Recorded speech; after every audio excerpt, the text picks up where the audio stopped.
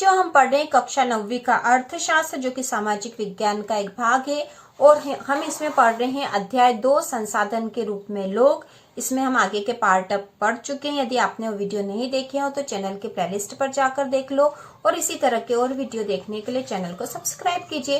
तो बच्चों, आज हम पढ़ेंगे, इसमें हमने शिक्षा और स्वास्थ्य पिछले वीडियो में पढ़ लिया था। आज हम पढ़ेंगे बेरोजगारी। बेरोजगारी क्या होती है और इसका हमारे जीवन पर क्या प्रभाव पड़ता है। तो हम पढ़ेंगे बेरोजगारी। शकल की कहानी हमने इसके फर्स्ट वीडियो में देख ली थी। शकल की माँ शीला अपने घरेलू कामकाज और बच्चों की देखभाल तथा खेती के काम में अपने पति बूटा की मदद करती थी। शकल का भाई जीतू और बहन सीतू अपना समय खेलने और घूमने फिरने में गुजारते थे।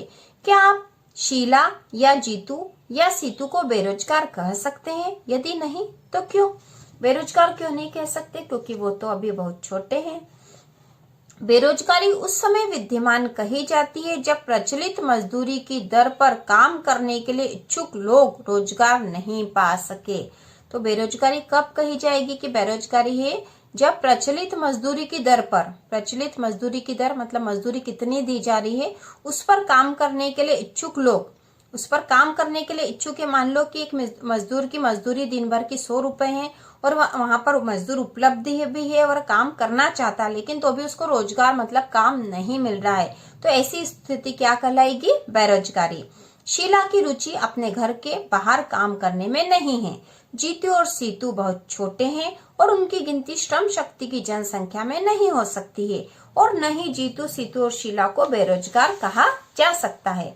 श्रम बल जनसंख्या में वे लोग शामिल किए जाते हैं जिनकी उम्र 15 वर्ष से 59 वर्ष के बीच है।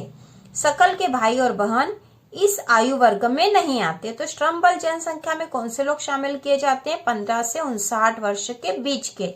शकल के भाई और बहन इस आयु वर्ग में नहीं आते, इसलिए उन्हें बेरोजगार नहीं कहा जा सकता।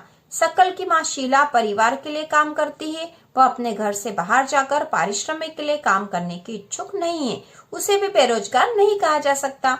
शकल के दादा दादी और नाना नानी, जिनका यद्यपि इस कहानी में वर्णन नहीं है, उन्हें भी बेरोजगार नहीं कहा जा सकता।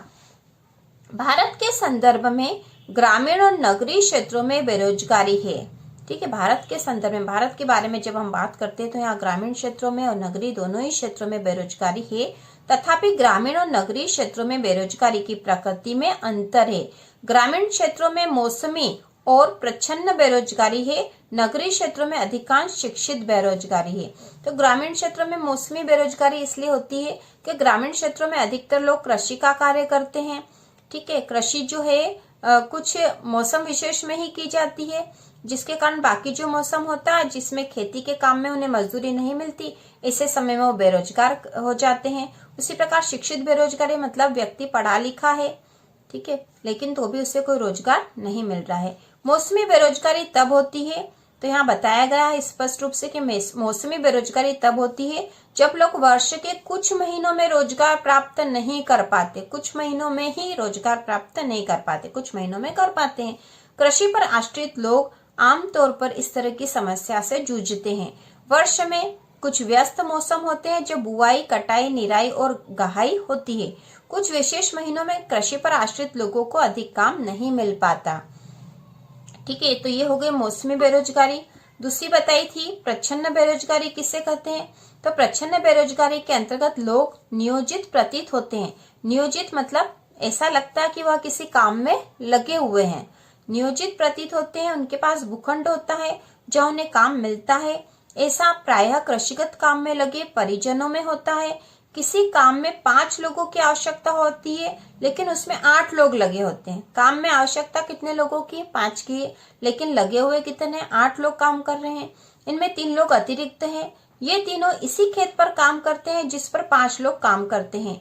इन तीनों द्वारा किया गया अंशदान 5 लोगों द्वारा किए गए योगदान में कोई बढ़ोतरी नहीं करता। अगर 3 लोगों को हटा दिया जाए तो खेत की उत्पादकता में कोई कमी नहीं आएगी।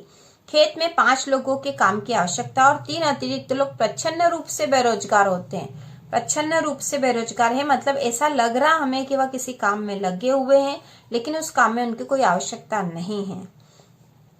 तीसरी है शहरी क्षेत्रों के मामले में शिक्षित बेरोजगारी एक सामान्य परिघटना बन गई है। शिक्षित बेरोजगारी, मैट्रिक, स्नातक और स्नातकोत्तर डिग्रीधारी अनेक युवक रोजगार पाने में असमर्थ है। मतलब उन्होंने मैट्रिक कर ली है, मतलब 12वीं पास कर ली है, स्नातक ग्रेजुएशन कर लिया है, पोस्ट ग्रेजुएशन भी कर लिया है, लेकिन फिर भी उनको रोजगार नहीं मिल रहा है ना, रोजगार पाने में वे असमर्थ है। एक अध्ययन में यह बात सामने आई है कि मैट्रिक की तुलना में स्नातक और स्नातकोत्तर युवकों में बेरोजगारी अधिक तेजी से बढ़ी है।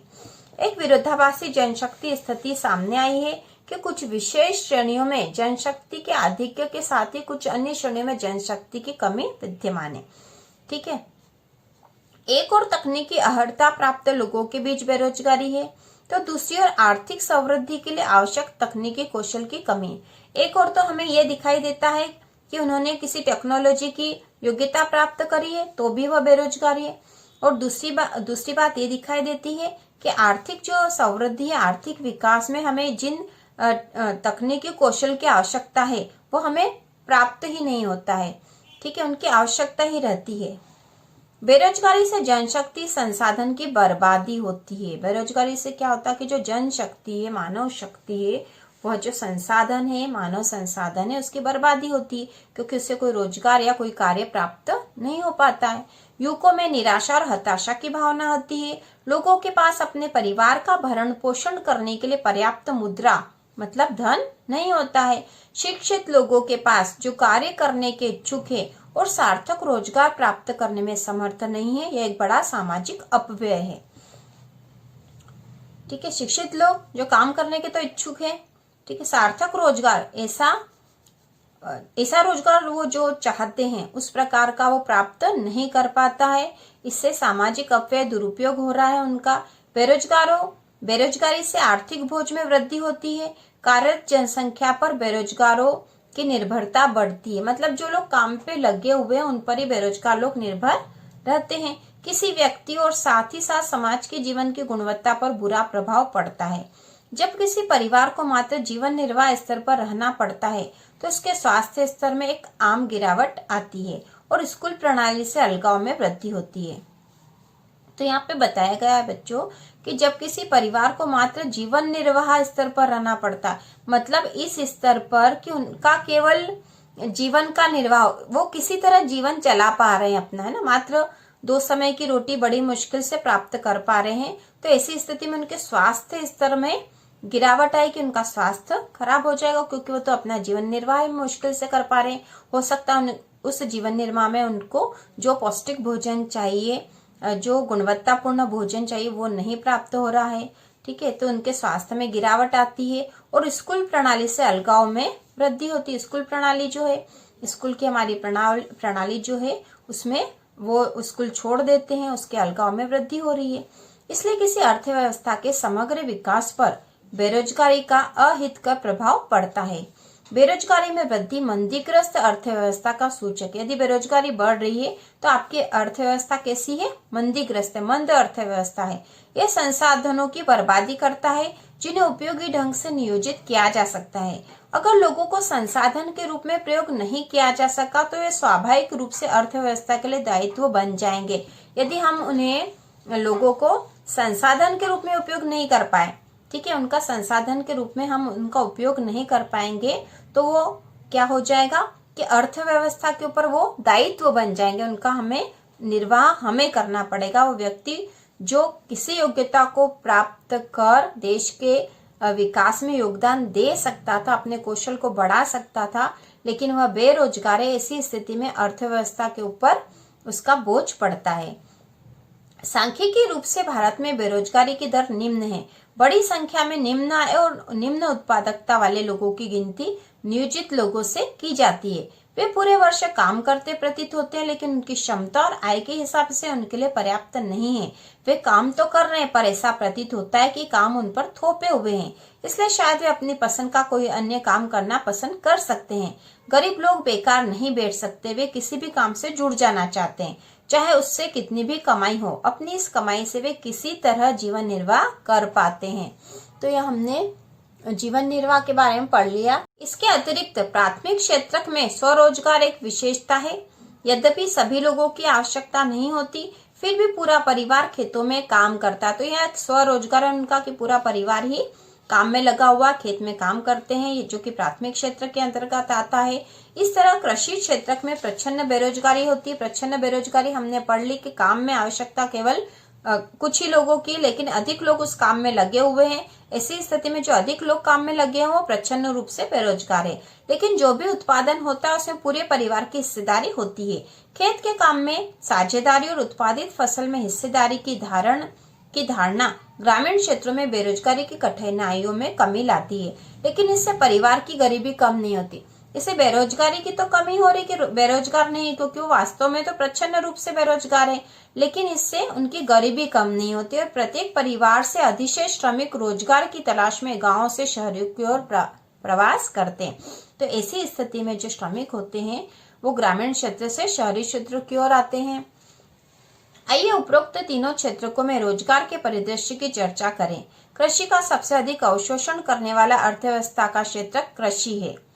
पिछले वर्षों में पूर्व चर्चित प्रच्छन्न बेरोजगारी के कारण कृषि पर जनसंख्या की निर्भरता में कुछ कमी आई है। कृषि अधिशेष श्रम का कुछ भाग द्वितीयक और तृतीयक क्षेत्र में चला गया। कैसे चला गया? क्योंकि जो अतिरिक्त श्रमिक जो होते हैं वह शहरों की ओर पलायन कर जाते हैं और शहरों की ओर आके वो या तो द्वितीयक या तृतीयक क्षेत्र में अपने कार्य करने लगते हैं। द्वितीयक क्षेत्र में छोटे पैमाने पर होने वाले विनिर्माण में श्रम का सबसे अधिक अधिशोषण है। तृतीयक क्षेत्र में जैव प्रौद्योगिकी, सूचना प्रौद्योगिकी आदि तरह की विभिन्न नई सेवाएं सामने आ रही हैं। ठीक है, तो इस प्रकार यहाँ पर बताया गया है। यहाँ पे एक चित्र में बताया गया है। क्या आपको स्मरण है कि जब आपने अपने जूते या चप्पल ठीक कराए थे तो कितना भुगतान किया था? तो ये आप सोच के बताइए आपने कितना भुगतान किया था।